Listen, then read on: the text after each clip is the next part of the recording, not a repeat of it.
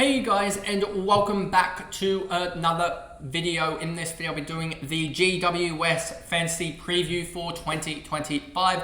I'm trying to keep these videos down in length, but I do go on tangents. So let's just get straight into it and talk about GWS. As we know, Lachie Whitfield is the highest priced player from GWS and the highest priced defender from GWS. And yeah, you see here that they play opening round, round 1, round 2 bye. A little bit annoying as well. So the GWS rookies, at least they go so off the barn door that it's like completely unrecognizable what they are doing with their rookies. But they always work out. But they're always small forwards, it seems like, and running defenders. So yeah, it seems like they also leave the midfielders for the other teams, which is good. So with them, I don't think they're going to have much fancy relevance early on. Obviously, they hit they actually hit a really decent enough run. I'm trying to find when do they, yeah, they obviously have that game after the, I actually really like them post their second bye in round 16, just looking at this fixture. Like they have got West Coast, Geelong, Essendon, Sydney, Bulldogs, North, Gold Coast, St Kilda. They realistically only have, in my opinion, 3 top 8 teams in a span of 1, 2, 3, 4, 5, 6, 7, 8 games. And that could even be budged out to 2 top 8 teams. And I know the Giants will probably be worse this year, but that'll be an interesting conversation to have. So, moving on to the Giants, I don't think I have too many guys to talk about from them. 1, 2, 3, 4, 5, 6, 7, 8. 8 guys to talk about from them. So, quite a few. But a lot of them are rookie price guys that will basically come to the same conclusion. If they get games, they play well. Lachie Whitfield, 111.7, priced at 1.146 million. He took a massive leap. Massive leap. If I just go to here, I have him loaded up. You'll see he had 107.5 like 5 years ago now. Then obviously the COVID year of 85.9, but that would be upgraded to like a 106. Then 95, 90, 95, 109.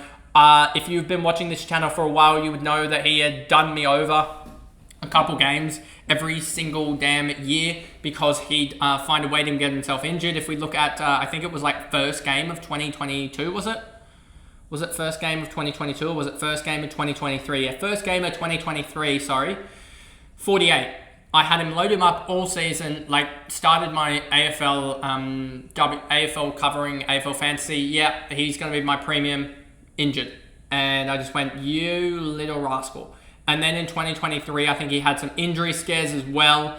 One of the games, I think he had an injury scare where he got back maybe where, I'm trying to look at the games where he had really high scoring, but really low, really low scoring, but really high, this game, I think it was here. Sorry, no, that's 2020, that's not the right one. Maybe this one here. No, I'm looking for low tog, high scoring. Where is one of the games? He had one game this year where he would have absolutely gone off. I think it might have been this game here, 76 potentially. I don't know exactly, but he definitely had one game where he was injured and then somehow came out and scored really well. Scored really reasonably well. I don't remember exactly which game it was, but he had like a head knock that they thought he was stuffed and he was concussed, but he came out and played well. Was probably one of the only double premium buys that vindicated himself in 2024, increasing his average by 17 points, I'm led to believe. 111.7. Yeah, that's actually 16 points, not 17. Would be nice if you could do the maths. I mean, it was 17 points on the regular season there, so I guess give and take. Finished the regular season averaging 124.3 from the last 12 games of the season, and then finals hit and that changed. But I can show you exactly what I'm looking at here. 10, 11, 12, then he had a 90, etc. But that was an absolute crazy run, including 11 tons, and it was at 11 tons in the last 12 games of the year. 8 120 plus scores, 5 130 plus scores, and 3 140 plus scores. Probably a no, given the average and not much room for improvement, especially when they have the early bye factored in, but a guy that you can definitely target later on in the year as he's going to be a top 6 defender if not injured. Then we basically skip all the way down here because Harry Himmelberg, don't expect him to jump. Lachie Ash, don't expect him to jump. Connor O'Dun, no. Jet Buckley, no. Taylor Key, Leaker Key. Fonte is the next guy we jump down to. And I have limited stats for him because I believe this was his first year. But if we just go to Fonte here, sorry, I did that wrong. Joe Fonte here, 31.4 he's going to be priced at, given he played 4 games at 38.6, 38.3, sorry, messed up my words there. That means that he gets an 18% discount. An 18% discount means 82% of the 38.3, which is 31.4, times that by the 10.26, and you get 322.2, so priced at 322k. In the VFL, if we just go quickly here to Fonte, you see here, that's 2023, 2024 numbers. I don't know where he played his juniors at. I could have obviously looked that up, but I don't have it down at me for the moment. But 67 from 13 games in the VFL in 2024 as sort of that rebounding defender. It feels like I can actually look up this and show you Joe Fonte. Here we go, Claremont. So yeah, he's a guy that I think a winger, an overage draft bolter. He's 2004, so he's 21 next year. So yeah, I think he's a guy that could really, really do well. Western Australia in the under 18s, he averaged 12.3. That's sort of just what you expect from a sort of non-ball hogging forward or defender. To be honest with you, a sort of non-mid player. Impact per possession, instant marking speed. But yeah, just at this price, I feel like he could go plus 30 at AFL level, which would be around that 60 marker from his price tag. And yeah, he's a guy that when he's non-sub, I think he averages, if we just go here quickly back to him, non-sub games, not many game logs for him, but non-sub games averages 48 from 3 games. So he is plus 17 on non-sub games, or 16.6 for those people that are annoying. Yeah, so I feel like there is value there, but I just don't know if he gets a start there. But also the fact of the matter is, GWS have lost so many players and have a lot of aging players in their squad. So I have a feeling he might get into into games there and get some time there. We want this one here. I should probably just get rid of that quickly. Leak, I actually have him down here. So Leak in the Coates Talent League in 2023 have averaged 75.6 from 11 games, and in the VFL in 2024 averaged 95 from 8 games. If we just go to League here, you'll see 23 touches, or pretty much 24 touches a game, 3.5 marks, 6 tackles a game from 8 games. Hasn't debuted yet at the top level, giving him the basement price of 230k for the 2025 season. But has shown some promise in short time at VFL level, being able to rack up the pill, as I say here. Mostly known for his versatility. You can look at the Rookie Me draft profile to see that. And then played across all 3 lines, but probably suited, I feel like, as that intercepting medium defender, given his ball use and attacking nature. It feels like that's what he was drafted as, even though he can play on ball.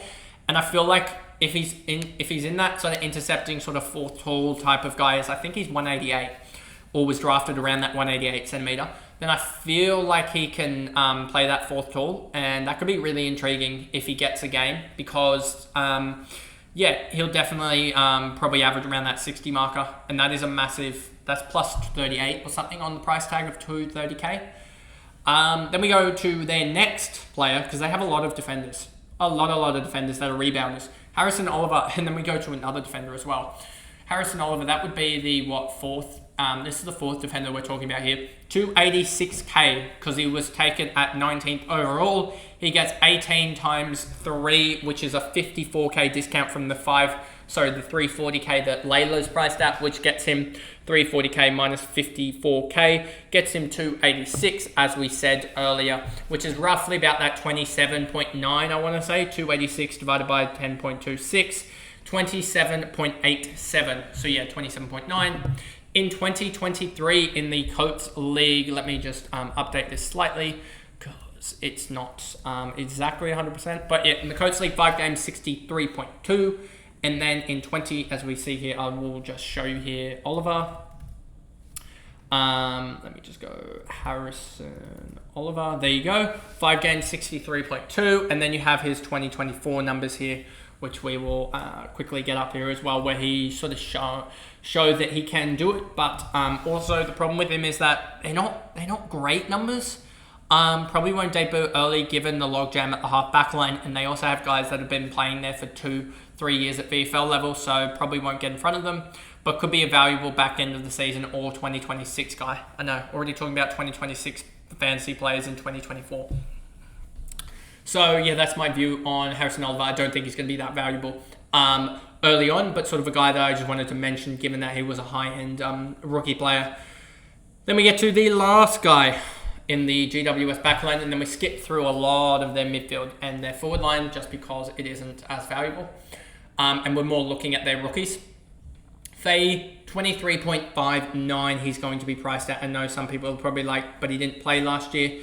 He gets the full discount on, I think, about a 40 average or 35 average last year, a couple of years ago. Yeah, 2023. He played 7 games in 2023 for 33.7. 0.7 times 33.7 gets him priced at 23.59. Times that by the magic number and you get him priced at 242k. Pretty much 242 flat. And just look at his VFL numbers. 7 games in 2024 for 105.4 with 21.4 kicks, 6.3 handballs, 6.3 marks, 2.6 tackles. And then in 2023, in 11 games, 110.8 with 22 kicks, 7 handballs, 7.4 marks, 2.7 tackles. And you can look back at 2022 VFL where he had 6 games for 86.5. He is probably the one guy in the VFL that I'm going, if he gets a game, he is the most consistent scorer over the last couple of years on like an AFL list that hasn't played, basically. So I'm really intrigued to see how he goes. Obviously not too many games, had some injury concerns as well, but we'll just see how he goes as I think when he has played at AFL level in a non-sub role, if we look at it there, only 2 games for a 56. If we look at this one, including an injury game, 3 games for an 58.7 when he played more than 40% TOG. Or 50% TOG, you would say. Well, those are all 70s, but when he actually played a fullish game. Injuries ruined 2024 campaign, it looks like, as he looked to... I think he was looking at a season debut, but I'm not 100% sure. So I'm hoping he gets a run in 2025, potentially at halfback or a wing, but I think he's a guy that's definitely developed a lot in the VFL, and he's just become a massive ball user.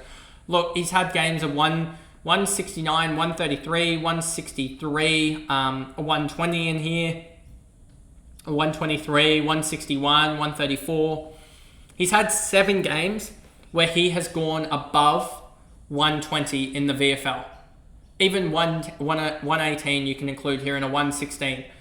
Does he have any other games? Yeah. So you've got 9 games of VFL footy where this guy has played and he has gone above 115. That is ridiculous numbers in the VFL, and just if he gets an AFL debut, definitely look at him.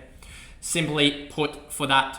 Then we go through pretty much the whole GWS midfield, not caring about them at all because they're just primos that aren't going to be that valuable. Tom Greene, a guy that I did just fractionally look at, but the problem is, if we scroll up a little bit, Collingwood, Melbourne, buy, get him in.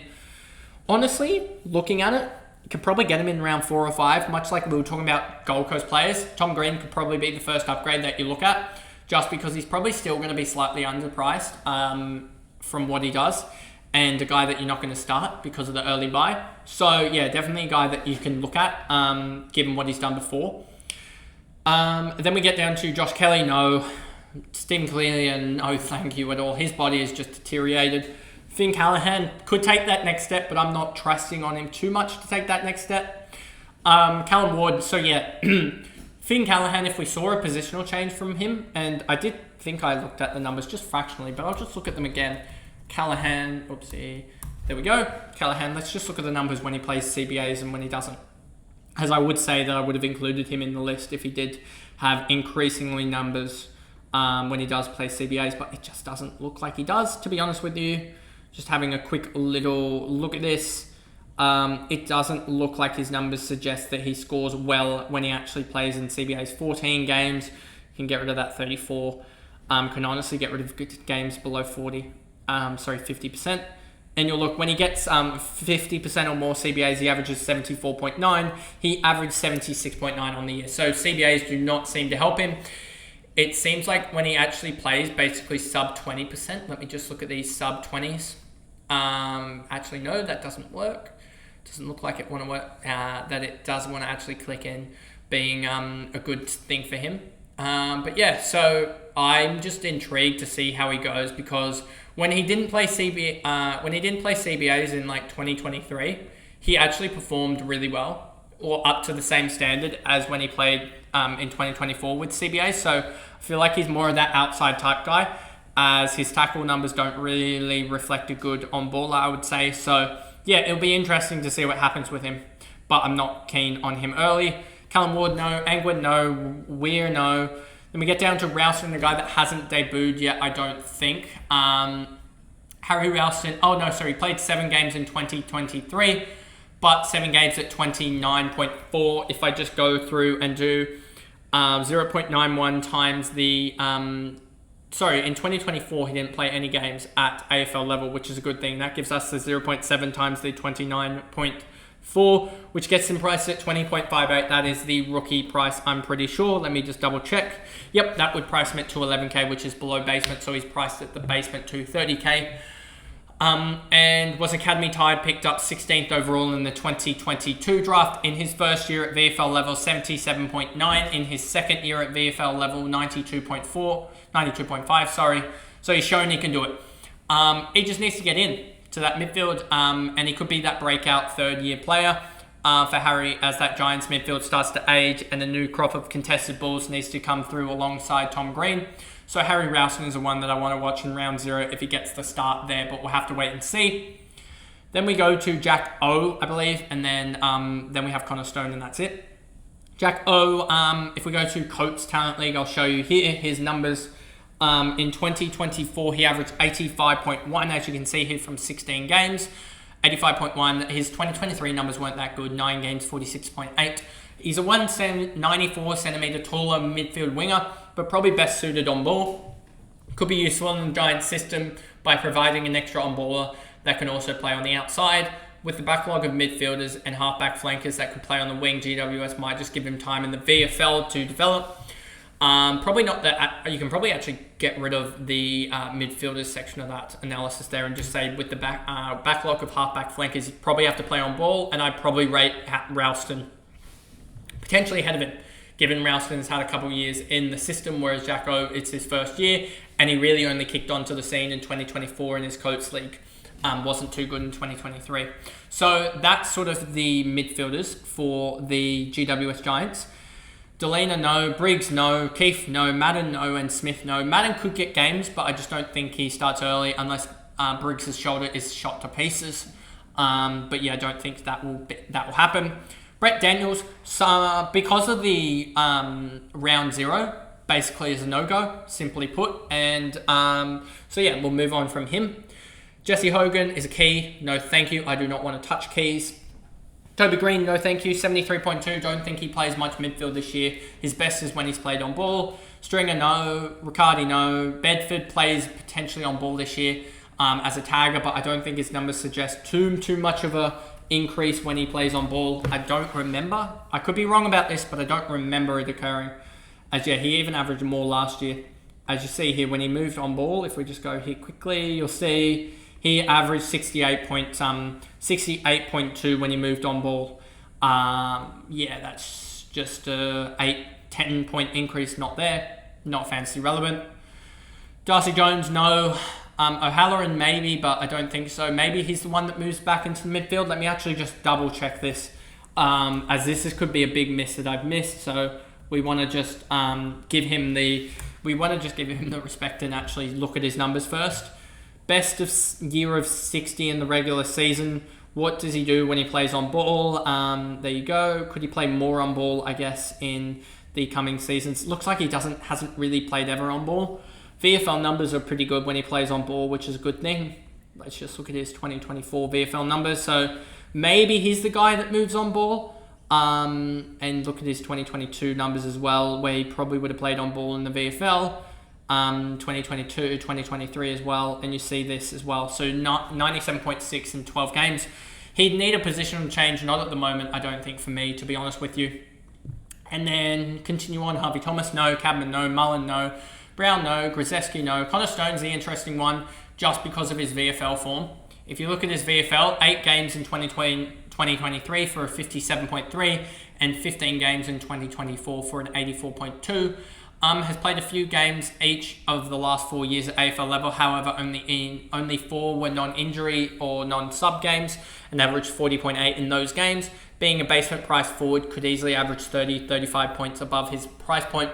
Just hard to break into the GWS side. But he has done his apprenticeship, as I said in my comments or notes on him in the Google Doc. Anyway, I think that's a good point to end this video at for the GWS Giants. This is being uploaded, I think, on the 23rd, 24th. So we're almost at Christmas time. So I guess almost a Merry Christmas from me here to everyone else out there. I think this one is on the 23rd, maybe 24th. So we'll see when it is. I'll do a double check about that. But anyway, if you did enjoy that video, remember to like and subscribe, turn the notification bell on so you know when I upload. And for those listening on Spotify, give me a follow and a rating, and you will also be able to see when I upload on there as well for the audio files of all these videos, I guess, that are uploaded on YouTube. So I'll see you guys in the next recap, which I believe is the Hawthorn Hawks. Yeah, the Hawthorn Hawks, slightly down that they're playing opening round, but it is what it is. So we'll see you guys in that recap. Bye, guys.